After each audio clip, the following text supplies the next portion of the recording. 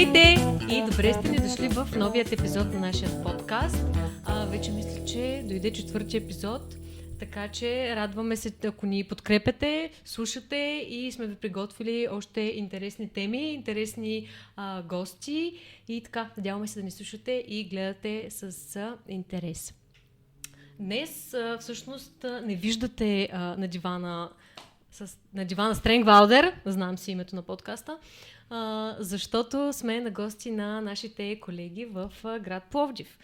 Всъщност, да, за тези от вас, които не знаят, Стренгвалдер, както в София, има офиси в Пловдив. Съответно, да, решихме да им погостуваме и да ви запознаем с част от колегите ни там. Младата дама, която виждате тук до мен, е колега от офиса ни, която се занимава с подбор на персонал и сега така ще си поговорим на различни теми. Ако трябва да съм честна, така чудихме се наистина с каква тематика да обвържем този подкаст, тъй като наистина чисто от гледна точка на това, че сме агенция за подбор на персонал, пазара в София доста се различава с този в Пловдив и съответно наистина така решихме да наблегнем над какви са разликите, реално да кажем в заплащания, в това колко бързо може да се намери един кадър в Пловдив, тъй като все пак като агенция наистина имаме така поглед над тези неща и наистина ще се радваме да предадем тази информация и към вас. Да стартираме с това, може би Сеси да се представи малко повече. Разкажи ни така с няколко думи какъв ти е така опита, с какво си стартирала кариерата си. Нали, няма да правим реклама и да споменаваме имена на компании. Така, може би да ни разкажеш как е тръгнал опитът ти да стигнеш днес в Стренгвалдер в Пловдив. Здравейте, казвам се Севалина Янева и съм част от екипът в Пловдив, заедно с моята колежка Антония Ячкова, която ще видите в някои от следващите епизоди много скоро на нашия подкаст. Ние тук се занимаваме главно с производствени позиции, масов подбор, като моят предишен опит е бил в масовия подбор, наемането на монтажници, оператори на линия, настройчици и от този тип. Тук може да се включа само за да разясня, ако някой не знае какво значи масов подбор. Това е когато една компания, да кажем, търси оператор, но търси доста хора на тази позиция. Да кажем, вместо един човек, те търсят, да кажем, 20 оператора. Да. Това представлява масовият подбор реално. Да, когато има масов подбор в голяма производствена компания, тъй като аз идвам от доста голяма производствена компания на пазара, и се търси голям брой от кандидати и се правят масови интервюта, което е така от една страна много забавно.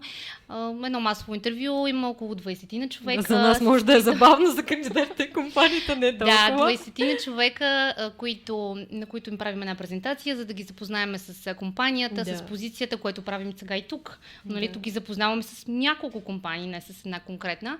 Там всичко е било съсредоточено само около тази компания, след което се правят малки тестчета за сръчност. Това е интересната част. Беше и след което одобрените кандидати... Това си е зависимо от самото производство, предполагам какво точно правят. Да. И самите одобрени кандидати следващият понеделник, това беше всеки понеделник и сряда, следващия понеделник имаме масово назначаване. Масово назначаване, влизам аз като една учителка с папката и започваме сега тук си написваме имената, така попълваме трудовия договор заедно всички, да кажем 5-10 човека, колкото са одобрените.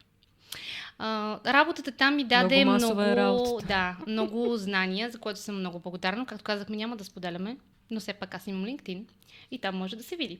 Ако искате да столкнете Сеси, сега е момента. Да. Даде ми много добър старт, много знания и там съм била от другата страна като HR, да бъдеш вътре в производство и това ми даде много познания към самите позиции производствени, което за мен е много голям плюс, защото сега, когато съм от другата страна и трябва да търся за много компании, аз знам основата, знам какво прави един монтажник, без значение какво произвежда дадената компания. Един монтажник, един оператор линия, един настройчик, много по-лесно мога да обясня на дадения кандидат какво е естеството на работа, след като съм пипнала, нали, и знам за какво става въпрос. Това наистина е нещо много важно, тъй като в момента професията рекрутер, нали, малко да вземем тази чуждица, но всъщност какво е рекрутер? Рекрутер е специалист подбор на персонал, който прави нещата от преселекцията до интервютата и така нататък, вече, нали, когато изпраща кандидатите. Да, професията рекрутер наистина стана много популярна в последно време и хората почнаха да си мислят, че това е нещо, което можеш да правиш без образование, без да имаш някакъв, как да кажа, дори малко психология да се вкарва, тъй като рекрутер е колкото психологическа професия, толкова и продажби, тъй като това е една съвкупност наистина от много неща, но наистина работа не е толкова лесна, тъй като ето че спомена, примерно, че можеш отвътре да кажеш на операторите какво точно правят, тъй като не е лесно да им се обясни. Друг пример е, примерно, когато, ако трябва да правиш подбор, да кажем, на IT позиции, много малко хора примерно са запознати с езиците на програмиране, с тънкости, с детайлите и да кажем, когато един IT специалист попита рекрутера, нали, какво точно ще трябва да правят, много добре разбира, да кажем, специалиста, нали, дали той наистина е навлязал и дали знае каква позиция реално му предава. Така че това е наистина много важно качество на един специалист подбор, да може да изгради доверие в кандидата и да можеш наистина да отговориш на всички въпроси, които има и наистина да пресъздадеш работата на 100%, която той ще да работи, да знае къде отива, а не да се чувства излъган след това и нещата да се променят. Да, спомена, че си била от другата страна реално на нещата. Да. И там съм се занимавала точно конкретно с едно производство. Но сега ми харесва повече работата тук, защото обогатявам опита си. Тук работим с много компании в различни сфери, различни производства. Някои от колегите, с които работим, за които много им благодарим, са ни допуснали до тяхното производство. Да видим нещо по-различно, да видим роботи. Не знам вие дали сте виждали в производство. Роботи, полуроботи, автоматично производство. Това е много, много интересно. Страшно и много полезно. Интересно е, да, тъй като ние като агенция наистина се стремим повече специалистите, които ще търсят самите кадри да влизат в самото производство, тъй като те са хората, нали, както вече споменахме, които ще представят работата, но и аз така се измолвам от време на време да вляза в някое производство и наистина ми е страшно интересно. Била съм примерно в производство на не знам, за всякакви различни неща. Да кажем от хранително производство до някакви по-автоматични неща, детайли, крепежни елементи и така нататък. И разликата наистина е много голяма и примерно един бойлер. Ти виждаш един бойлер, обаче когато видиш как той реално се прави отвътре, много по-различен начин гледаш после на нещата, наистина си интересно. Да, и друго нещо, което искам да кажа, когато знаеш производството, точно как се монтира, откъде е тръгнал дадения продукт, за да се получи вече готов. Много повече аз като рекрутър, предполагам и колегите, ценят труда на монтажника и на оператора. Това не са просто най-ниските позиции в производствата.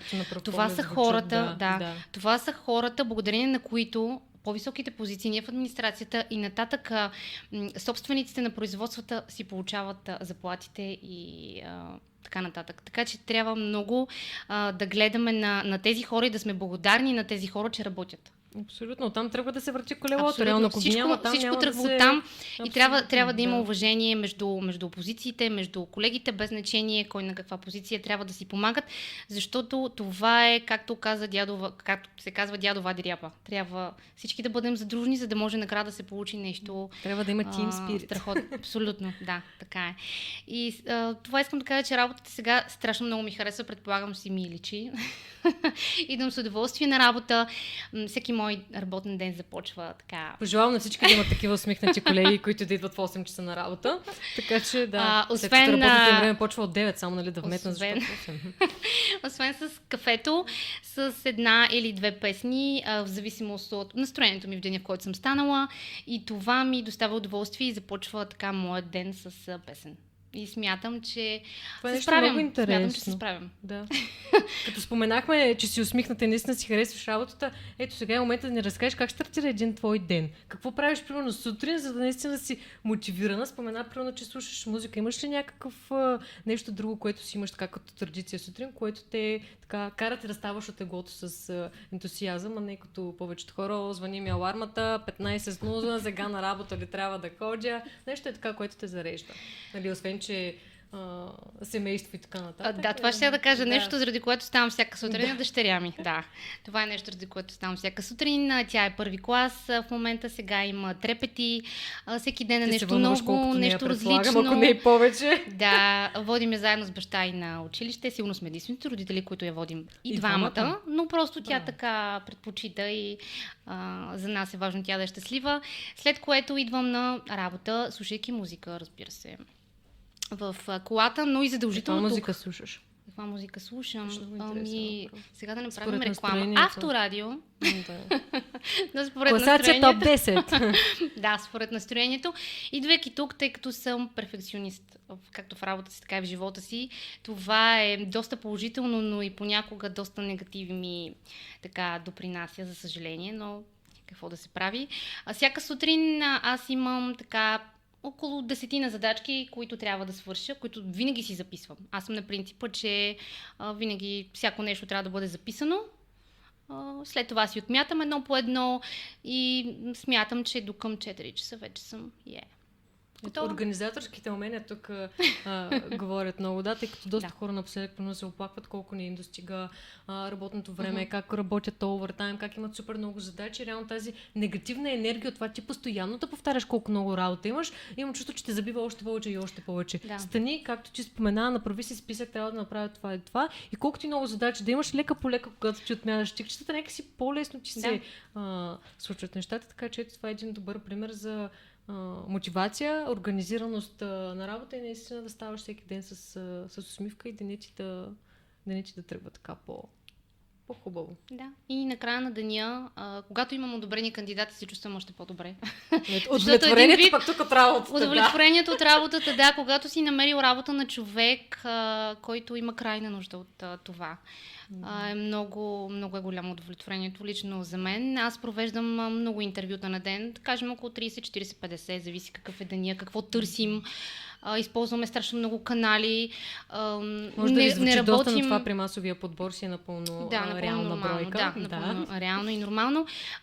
Повечето хора, с които разговаряме, нямат реално автобиография. Нали? Не са хора от Jobs. Искам да кажа, че почти не използвам Jobs. Главно ползвам съвсем други канали, с които могат да достигнат до много повече хора. Хората, които не могат или нямат възможност къщи, просто нямат компютър, не могат да си направят автобиография.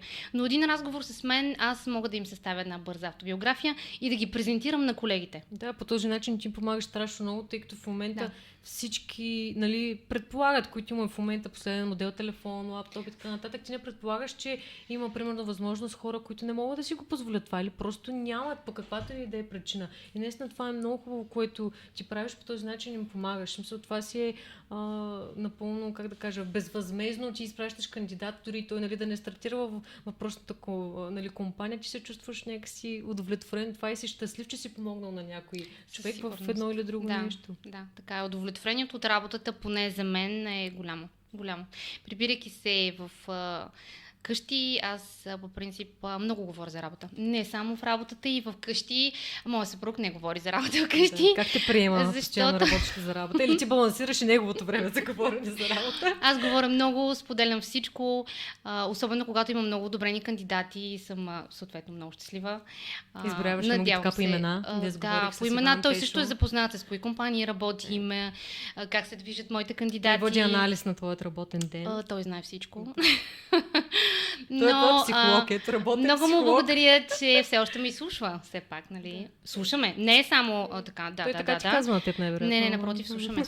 Не. После правиш ли му тест? Дава ми съвети даже понякога. Да, казвам ми да не се ядосам. Когато някой не е одобрен или когато според мен кандидатът е подходящ, колегите не са го харесали, аз не разбирам защо. Не мога, но всяко нещо си има причина в този живот. Просто той не е бил за това място. Той е бил за някое друго място, за някое по-добро. Също така, за добро всичко се случва с причина. Първоначално, когато зачувах с кандидати, които са кандидатствали по обява и ми кажат, вече съм си намерил работа, аз го приемах, така малко не окей. И този човек си е намерил, това за мен е изпуснат кандидат. Но след това осъзнах, че този човек си е намерил работа. Това е най-важното нещо. Това е най-важното нещо. Да. И напоследък хората, с които се чувам, даже те се чудват как аз им пожелавам всичко най-добро на новото работно място. Всичко да им се случва както са си пожелали. Ако преценят, могат да си запазят моя телефонен номер и винаги да позвънят. Ние имаме страшно много свободни места, различни места. Както на територията на Пловдив, така и в индустриалните зони. Там са ни повечето производства, с които работим. Дигаме телефоните по всяко време и в събота. Говорила съм и в събота с кандидати, когато знам, че е нещо спешно, когато знам, че съм организирала човека, имам ангажимент към него, за мен не е проблем. Това не ви потиква да не звъните в събота и неделя, но... Или в 8 и 9 часа, но на другия ден ще ви върнем със сигурност. Връщаме обратна връзка, без значение каква е тя. Да, със сигурност това, което казваш е напълно вярно. Ти спомена всъщност, че не публикуваш така масово обяви в JobsBG. Така тръгнахме първоначално разговора. Може би да споменем някакви разлики между пазара в София и Пловдив. Аз от моя страна, като човек, работещ и живееш в София, мога да кажа, че всъщност по това, което, чета и като статистика и като цяло, това, което работата ми дава като поглед над нещата, въпреки че Пловдив е реално вторият най-голям град в България и е доста близо до София също така, разликите наистина са доста стабилни като суми. Какви са твоите наблюдения, примерно? Как виждаш ти заплатите в София спрямо Пловдив? Какви са каналите, примерно, които в Пловдив работят най-често, примерно за масовия подбор, както ти спомена? За масовия подбор, както споменах, Jobs не изобщо. Това е един от каналите, който в София не работи, за съжаление. Преди си беше монопол, сега е... Не, сега много хора стигат, но на сайта, използват, когато си поставиш телефонния номер в Jobs, хората не кандидатстват, а звънят. Тогава ти звънят и хората, които нямат автобиографии. Това също действа добре. Аз главно работя с Facebook. За мен това е канал, който може да достигнеш до всеки човек. От 10 до 110 години. Така че вече в днешно време всеки използва Фейсбук. Някой видял обявата, видял почтето. За хората от вас, които се занимавали с социални мрежи, знаят, че е така, защото има в момента едни такива рестрикции. Нали? Не можеш да конкретизираш, да кажем, хора от 20 до 40 години, тъй като се води дискриминация. Но това за мен е много хубаво нещо, което го направиха, тъй като всеки човек трябва да има шанс за изява и това да кандидатства където иска, без значение от възрастта. Сега, характеристика, опит, изисквания, това не го борим, но възрастта не бива да е фактор. Не сега изключваме вариантите, в които, да кажем, работата ти е обвързана с тежък физически труд, стоене на крак, хора, примерно, които чисто физически не могат да изпълняват тези дейности, но ако обяват така, ако самата работа, предразполага нормален труд, не би трябвало да има някакви възрастови ограничения. Значи обявите, които пускаме ние, и Фейсбук кампанията, която вие ни пускате, и благодарим за това, защото получаваме доста кандидати от нея. Кандидатите виждат една обща обява в Фейсбук. Когато се чуем с тях, вече ние конкретизираме аз лично как процедирам, разпитвам кандидата, откъде, обяснявам, че се обажда по обща обява, че ние сме агенция за подбор на персонал и ще намерим най-доброто за него, спрямо неговия опит, неговите изисквания за заплащане. И така по този начин аз мога да изредя няколко компании. Този човек има избор. Аз не съм го ограничила, примерно, с търся оператори. Това е, нали? Това е нещо, което наистина доста често задават като въпрос. Коя е компанията, за която работите, какво възнаграждение ще получите, и това е причината реално ние да не отговаряме, тъй като да не отговаряме с конкретно възнаграждение, с конкретна компания, не защото крием колко пари предлага компания, така или иначе вие, който идея, ако кандидатства, ще стигне до момента, в който ще разберете, ние няма как да ви изложим колко пари предлага компанията. Не го казваме и директно насочваме кандидатите към това, да кажем, да се обадят на даден колега, да пишат имейл или каквато и да е друга комуникация, просто защото ние работим с страшно много компании, позициите, които могат да ви се предложат, са различни. И винаги един телефонен разговор е най-доброто решение, за да могат колегите като сесии да ви разкажат така малко повече. Имаме позиции, да кажем, 5 позиции за оператори в различни производства, имаме други позиции, които са много сходни и вие си мислите, че искате първо да работите като оператор, но другите да ви допаднат повече. Така че наистина един телефонен разговор е много добър начин за събеседване. Всъщност, като заговорихме за разлика между различни градове, си мисля, че ти си перфектен пример с така личната ти история, тъй като ти, доколкото знам, си живяла и работила в София и в момента живееш и работиш в Пловдив. Така че можеш да запоставиш напълно и двата града. Разкажи ни малко повече каква беше всъщност причината да се преместиш в Пловдив, защо взе това решение и може би как е било примерно търсенето на работа в София? По-лесно ли успя като по-малък град да си намериш работа в Пловдив? В София се преместих като студентка. Завършила съм Технически университет София. Да, като повечето от нас. В студентски град и разбира се между лекциите и упражненията работех. Като цяло работила съм в ритейл сектора, така да кажем. Да, модерното ново название на магазините с дрехи. И нещо друго интересно, което съм работила като помощник дизайнер в едно страхотно ателие на Графа. Да. Правихме 2D и 3D измерни изображения в най-различни кристали.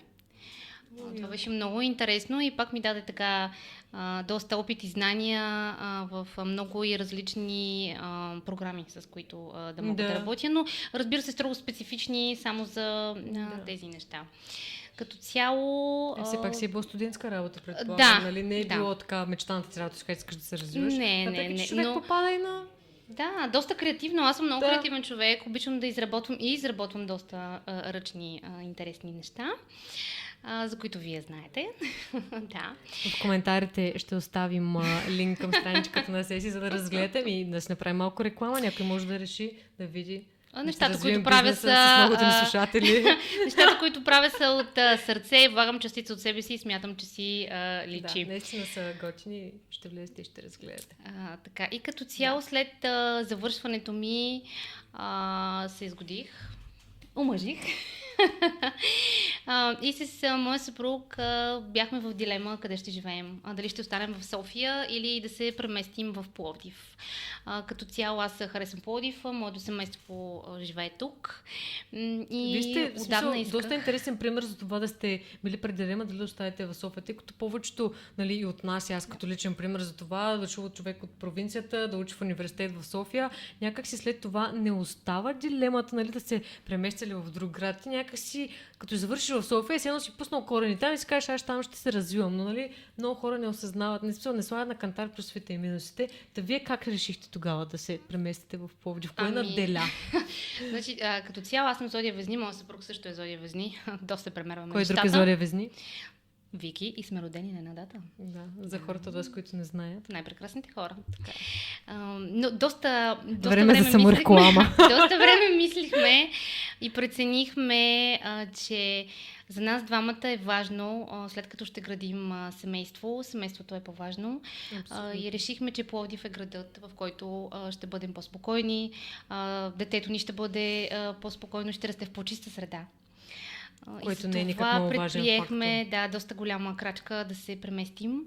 За мен беше по-лесно, тъй като аз бях бременна. Не беше нужно да си търся работа, но моят съпруг така ходеше по интервюта, пътуваше от София до Пловдив, случвало се даже преди интервю, пътувайки от София, да спре на джамбо, да се преоблече с костюм и риза, да бъде готов и да отиде на интервю. И след няколко интервюта, разбира се, намери и той своето място. Ето, има ли желание, има ли начин? Той е перфектен пример за това. Хората само се оплакват. Искам да работя на 5 минути пеша от вкъщи. Много ми е далеч, трябва да плащам градски транспорт. Ти знаеш ли за какво го правиш, да се местиш за нещо друго, нямаш скрупули, не се оплакваш. Правиш го, преобличаш се на джумбо и отиваш. Така, искам да ти кажа, че когато живеехме в София, работехме на 5 минути. Аз на 5 минути от вкъщи и той на 5 минути от вкъщи. За големината на София това се е било... Работихме в младост, живеехме и двамата, и там работихме. И просто в един момент ти усещаш, живееш в София, но ти реално живееш в този малък квартал. Да. Ти не излизаш. Кога ще отидеш на център или кога ще отидеш някъде другаде? Абсолютно. Ти си преминал на следващ етап от своя живот, в който искаш да градиш семейство и София ти се вижда тясна. Поне лично за мен. София ми се вижда замърсена, лично пък на мен. Лично за мен много съм щастлива, че предприехме тази стъпка, да се преместим, да живеем в Пловдив. Смятам, че детето ми тук е много по-щастливо. Даже вече не живеем и в Пловдив, живеем в доста по-малко населено място, което мога спокойно да пусна детето си навън. Да кара тротинетка, да кара колело, да играе с децата. Вие се вилна зона Пловдив там. Да има детството, което съм имала аз, тъй като аз идвам от Брацигово, от доста малък град, но спокоен град, в който моето детство е било страхотно. Брат ми и сестра ми израснаха в Пловдив. Да, израснаха в Пловдив и тяхното детство беше много ограничено. Те не можеха да играят навън. Постоянно бяха под контрол. Отиваш само на парка за няколко часа. Докато сега, прибирайки се вкъщи, дори след дълъг работен ден, след 30-40 разговора, прибирайки се вкъщи, виждайки зеленината, тишината, песните на птичките, просто се чувствам заредена и на следващия ден идвам с сили за още 40 човека. Ето, може би и това е тайната, виж. Може. На твоята усмивка. Наистина, може. Щастието, семейството, града, тъй като София, не знам колкото хора го харесват, толкова хора не го харесват като град, било заради различни причини. Да, факт е, страшно много работни възможности, възможности за образование, възможности за каквото и да е, но минусите наистина не са за подценяване. Трафикът е ужасен, мръсният въздух, липсата на паркове, където и да е било, липсата на това, както ти спомена, децата ти да има къде да играят, тъй като аз съм израснала в доста по-малък град. От София моето детство също е преминато по улицата, игра на народна топка, на лапак, да бягаш, да се криеш, 10 часа майка ти те вика да се прибираш, ти да не искаш, това в София го няма. В смисъл, децата най-много, и то ако родителите ги накарат, да излязат да поритат малко топка и пак си седят на телефоните и си цъкат. Реално, наистина, когато, за съжаление, всичко продължава да се концентрира в София като столица на държавата ни, това не протиква по никакъв начин децата да излязат от телефоните, да правят нещо, да спортуват. Не знам, нещата само ще се задълбочават, но това е положението. Просто си наистина един пример за това. Бягайте от големия град. В момента и след COVID и абсолютно всичко, толкова много възможности има за работа от вкъщи, Не знам. Наистина, да, факт е, че работа наистина е едно от местата, които привлича хора в София, тъй като парите, колкото и да не може колкото и да не са фактор за щастието, че така и не може да живеем без тях. Хората не го осъзнават, но наистина. Имате ли възможност, каквато и да е по-хубаво нещо от това да живееш на спокойствие? Няма. Да живееш на село. Между другото има тенденция и селата покрай София също така. Да. И аз доколкото знам бума на къщи и всякакви населени места. Да, просто защото София не може да диша. Вече просто е страшно в София. Хората гледат, дори да пътуваш малко повече до работа, прибирайки се вкъщи да чуваш тази песен на птичките. Да. Аз не знам, не помня последно кога съм виждала. Съм виждала, но чувала е така. Аз единствено чувам самолети как минават покрай блока и като си отворя прозореца, да влезе някой газ от някоя кола и това е положението. И после води здравословен начин на живот, спортува и няма как да стане. Пожелавам ти някоя малка къща. В някое малко село. Може да ти стана съседка скоро, знаеш ли? Взема се навия, къде ще помня след този подкаст. Където да се чувстваш спокойна. Да. Защото когато човек е спокоен, всичко върви. Сигурно. Щастието е ръка за ръка с спокойствието и семейството. Така е. Мисля, че това е така повече от прекрасни думи за край на нашия подкаст. Благодарим на Сеси, че беше с нас, че ни разказа малко повече за себе си, за работния си опит. Вие може да очаквате нашите следващи епизоди. Благодарим ви, че ни слушахте. Надяваме се да сме ви били интересни. Харесайте ни, споделете ни и чао, до скоро. Чао! Така че? Аз съм дома. И аз още от 90-та, 26 септември. Аз 6 години по-късно. На същата дата. На същата дата, 6 години по-късно. Сутринта в 8:30. Добре.